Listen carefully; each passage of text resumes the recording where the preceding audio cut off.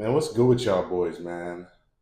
Look, I done screwed up my girl's glasses. Like I done bent them up, I done fucked them up. And like, yo, she finna pack me up when she get home, bro. I don't know. Y'all see that? Like, I don't even know how I'm gonna explain this. I sat down on these bad boys. Anyways, yo, before I get packed up, we finna watch this video. And we got a good one right here. So this one says, Dad hunts down his 14-year-old for revenge. That's gonna be me later, I promise y'all. If you don't see another video, I know why.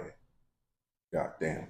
All right, yo, let's get into this one, yo. Being a father myself, I want to see what got this dad hunting down a 14-year-old for revenge. What did he do? Was it like what happened? So let's get right into it, y'all. We gonna check it out. Let's go. Go. That kid got slow. My son! Where the is my son? Well, we came up thinking it was gonna be the shooter against the world about to go guns out of there. He's like, Ma'am! yeah, that's right, y'all, mother. I need your information. I'll go over there with you so she doesn't hit you or anything. I ain't killed my baby. I'm smoking it. Yeah, we already put out the description. They'll get him. Maybe not. Who cares? Ma'am, I need you. When police in St. Louis, Missouri are dispatched to reports of a teenager shot outside a home, they expect another night of senseless violence. But as they begin their investigation, one detail changes everything. This shooting may be tied to another killing just 24 hours earlier. As officers begin to connect the two crimes, a disturbing motive starts to emerge, and before the night is over, the truth will leave two families completely shattered. The following report is based on official police records, and most of the footage has never been seen before until now. On the evening of December 3rd, 2022, officers from the St. Louis Metropolitan Police Department are dispatched to a home after receiving a frantic 911 call about a 14-year-old boy who has just been shot. 21 arrived. 21 arrived, 1904. Yeah. Hey, dog, I got a baby right there. I'll go. 6 to 1. 621. Push them back. We let EMS know we have a black male, approximately 13 years of age, 13? not conscious, not breathing. I believe a gunshot wounded the head. Scene is secure. No, he's dead. He's dead. He's right there on the porch. He dead. Yeah, he's gone. It's a kid. Yeah. The victim is later identified as 14-year-old Jacob Ashford, who was pronounced dead at the scene due to multiple gunshot wounds. As his fate is relayed over the radio, the weight of the situation. 14 years old, bro. Like, what is a 14-year-old doing in a situation where he has to get shot? Like, I hate hearing about this stuff. And when I was 14, bro, when I was 14, I was still playing Yu-Gi-Oh! I was playing Pokemon. I was in school. I was watching anime, running around with my friends, like just playing basketball, playing soccer, chilling, being a kid. But I grew up in Canada, so I know there's a big difference between where I grew up and, you know what I'm saying, where I live now in the US. But we'll talk about that as we go on. Let's see. Begins to set in. We have a black male, approximately 13 years of age, not conscious, not breathing. Oh, we got a homicide. I believe a gunshot wounded the head. Back at the scene, more officers are arriving and taking their first look. But for them, this is just another call on an already violent night. Okay, yeah, he's right here on the porch. The kid's here or the shooter? Shooter's gone. Kid's gone. Kid's gone, he's right here. Kid's right here, he's gone. He's got a bullet right there. I already called everything out. EMS, everything? Okay, great. You guys already got a shooting, right? We've already gotten two. I'll take it. I'll take this. No, it's okay. They already gave it to me on the radio. That's fine. No, that's all. No, that's all Are right. you guys gonna take it? Well, we're gonna have to go to homicide anyway. Yeah, exactly. Yeah, you're okay. With two shootings already behind them, this scene marks their third of the night and their second homicide. Third of the However, night. they are unprepared for the chaos that is about to erupt. Hey, Hey, what the hell? You said to my baby? My son! Where the is my son?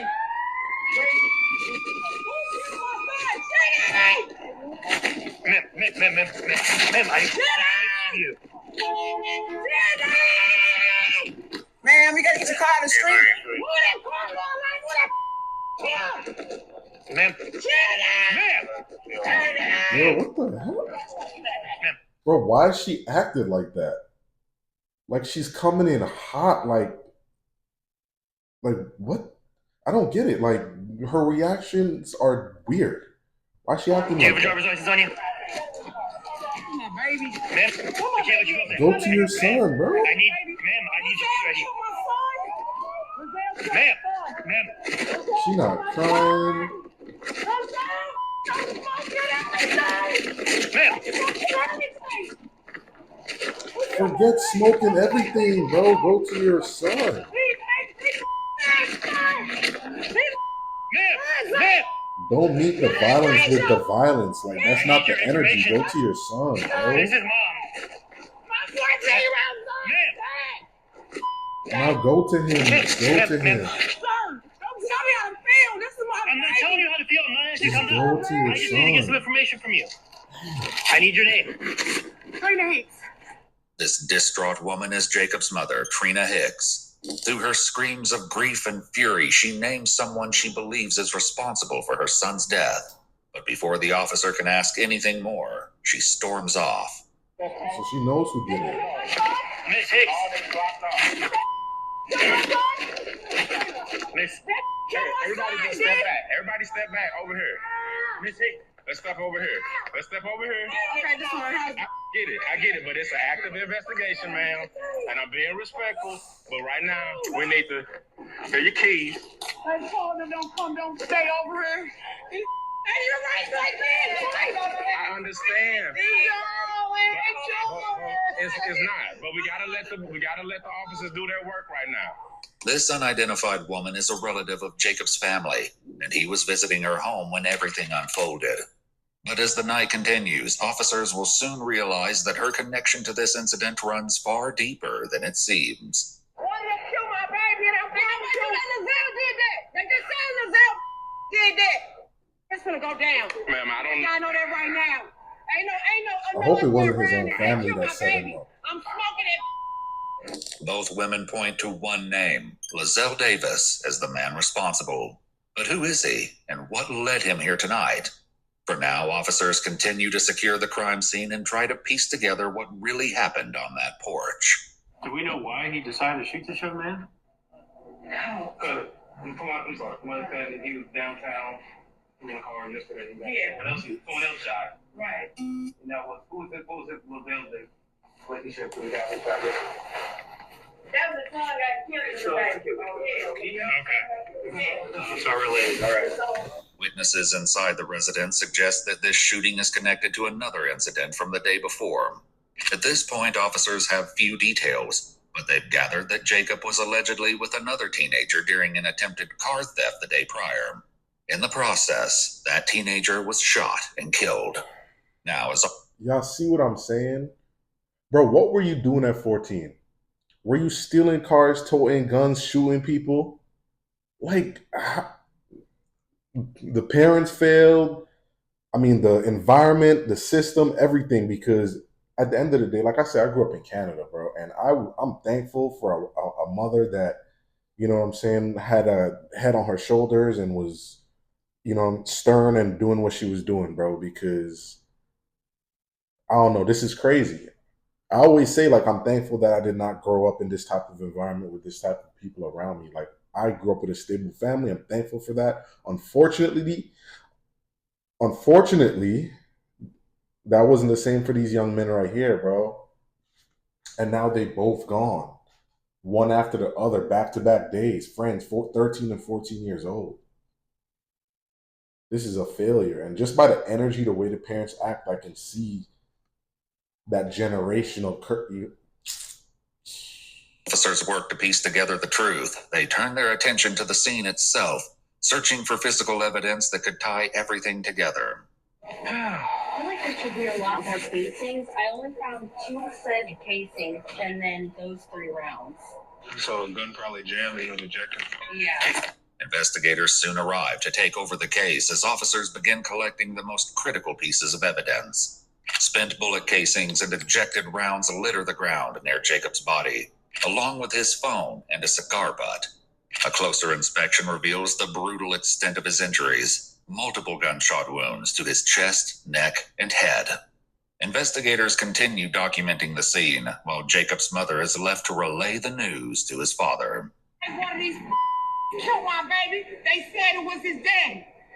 Jamal, I'm not playing. I saw it bad. While officers work the scene, the weight of the violence begins to settle in. But not everyone is focused on the killing. Among the responding officers, quiet conversations begin to stir. Speculation, theories, and offhand remarks fill the air as they try to make sense of what just happened. But then that's the man that was shot. There's too many moving parts to this. I'm actually surprised that their crowd is informed yet.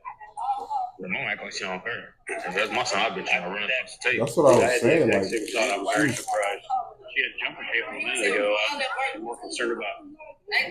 I be running to my son. Like, I need to see my son, I bro. was just saying, the mama ain't crying. The anger, I'll deal with the anger later. I'll deal with the She revenge said ain't later. nobody got control over the kids, but she told her son to stop coming over here. So who sound like they don't have control over their kids? Alright.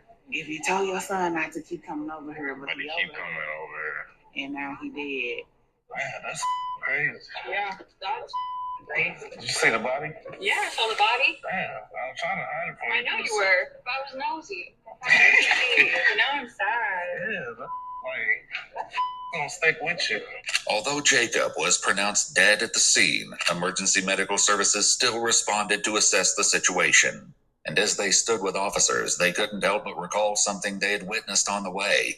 Something that, in hindsight, was a clear sign of the situation waiting for them. Has mom been notified? Yeah. She knew before we got here. She rolled up like a How'd minute she after know? we did. She was like flying in front of us. Yeah, I know. And she tried to run around. We're trying to get her car moved. You got that? Yeah, I heard you. As soon as we rolled up, Mom rolled up, so I was trying to deal with her. Okay, so we were coming from an accident on National Bridge in Taylor, and so we turn on the Union, we're flying down the Union doing like 60, and Mom's in the oncoming lane doing 90 past us. Yeah, and I'm like, that's gotta be someone's parent. And sure, and swerving in there like, it is. Well, we came up thinking it was going to be the shooter gun, so we're all about to go guns out of there. Well, she just rolls up, starts, and just jumps out yelling, like, what the You know, it's Mom. I get it once we found out who she was, but we didn't know any shooter info at the time. Back near the barricade, an officer approaches the unidentified woman once more, pressing her for the details she claimed to know, unaware that her next words will reveal a chilling motive. I like to tell you, if y'all look the man name up in the system, he'll pull up Lizelle Davis. He look like a crackhead. Okay. How old is he? 30, 33, 34, like that. And what's the I mean, is there a beef or what? Like, His son got killed. We just got word that his son is dead. That my nephew is dead. LaVelle's son? Yeah. Okay. So I guess he got mad because he was with him. That Jacob was with him. So I guess he asked Jacob what was going on. So he need to get arrested and his daddy who he in the car with. Because why would you pull up and let this man kill his baby and you pull off? Okay. Both of that need to go to jail. The teenager Jacob was with the night before turns out to be LaMarian Davis. The two were friends and were allegedly together that evening, attempting to steal a car. They were like just like Kia boys who were around doing stuff. But their plan took a deadly turn when the person inside was armed and opened fire, killing LaMarian. Now witness statement. Unfortunately, a justified killing. Unfortunately. You're trying to rob somebody, they don't know what you're about to do, they fire first. That's just what it is. They don't care. I mean, I wouldn't care about age, looks, none of that. I'm firing first. So, justified killing. I don't know, bro. Like, what was you and your homie trying to rob cars at 14, or was y'all trying to duel, or was y'all trying to figure out how to get a girlfriend, or like what was y'all doing at 14? Because this is crazy. 14, bro. Suggests that this was more than just a coincidence. They speculate that this was an act of revenge, one carried out by Lamarion's father, Lizelle Davis Jr., who believed Jacob played a role in his son's death. And now, just one day later, Jacob is the one lying lifeless on a porch. Anybody got demographics yet? On the patient, on the deceased? Nope. Mom doesn't want to talk to us. Of course not. I got her info, but that was a struggle. She might respond better to you. I'll go over there with you so she doesn't hit you or anything. Yeah, I'm good. Oh, my body keeps dying. Son of a. Hold on. My kid got Hold on. It's gang related. They know who the shooter was. Oh, they do? Yeah, we already put out the description. They'll get him. Maybe not. Who cares? As the evening unfolds, a clearer picture begins to emerge. Cops is crazy. On the night in question, 3 witnesses were present, 1 adult and 2 unnamed juveniles. The adult stated that she was visiting her daughter's home, where Jacob had been staying, when she saw Lizelle arrive in a gold or silver SUV. She recalled watching as he spoke briefly with Jacob before drawing a handgun and firing multiple shots at point-blank range. Moments later, he retreated to his vehicle and fled the scene. With growing evidence against him, investigators officially named Lizelle Davis Jr. as their primary suspect. On January 27, 2023, officers tracked him down, and after a... So his son was out committing crime with his friend, got smoked, and I'm pretty sure he heard the details of what happened, right? Because that would be obvious to find out you're the father. It's probably on the news, all of that.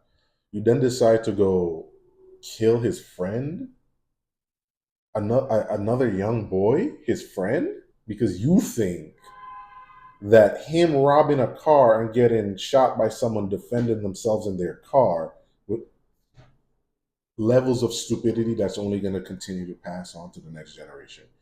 It's crazy. brief foot chase, he was taken into custody. According to Lizelle, he received a phone call that his son had been killed and went to where Jacob was staying to find out what happened. They stepped outside for a conversation when 2 unidentified men suddenly emerged from a field and opened fire on the porch. Panicked, he fled westward as more shots rang out. Lying. Upon spotting a police car, he hid, claiming he feared law enforcement due to his prior record. Despite his claims, investigators remained unconvinced. The evidence, coupled with witness testimony, painted a far different picture. According to court records, Lizelle Davis Jr. was charged with second-degree murder, armed criminal action, and unlawful possession of a firearm in the fatal shooting of 14-year-old Jacob Ashford.